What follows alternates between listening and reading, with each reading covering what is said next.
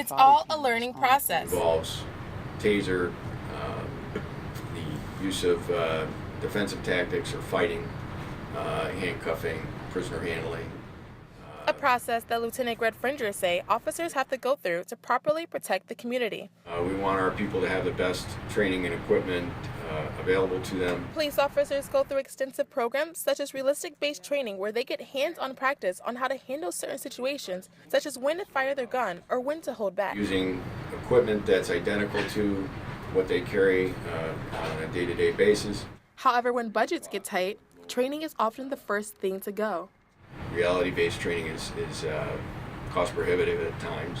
Recently, the Michigan Commission on Law Enforcement Standards announced that it will not accept any competitive grants, which typically goes to fund nearly 40% of the funds needed to train local police officers, such as those here in Meridian Township. Don't shoot! Hands up! Don't shoot! Karen Moore is a Black Lives Matter activist who marched in a rally at MSU.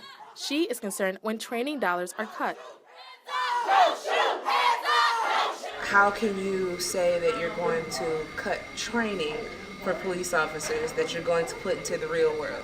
What exactly are you cutting? She says police are quickly using the power to kill when other ways to defend are available. The first line of defense is to shoot, at their legs, their knees, something to stop them from walking. If they can't run at you, how can they charge you? Moore doesn't think police officers exhaust all of their options before firing their weapon, and that she says that is something to be fixed with proper training. Every 28 hours, a Black man is killed by police officers. With the budget cuts, Officer Fringer says the township takes advantage of free mediums such as YouTube videos. They show sometimes poor decision-making by the officers, and we try and point that out. Which helps officers get a reality-based knowledge at little to no cost. If we train them well, they will do the right things when those events come up. And keeping the community safe despite the lack of training. For Focal Point, I'm April Jones.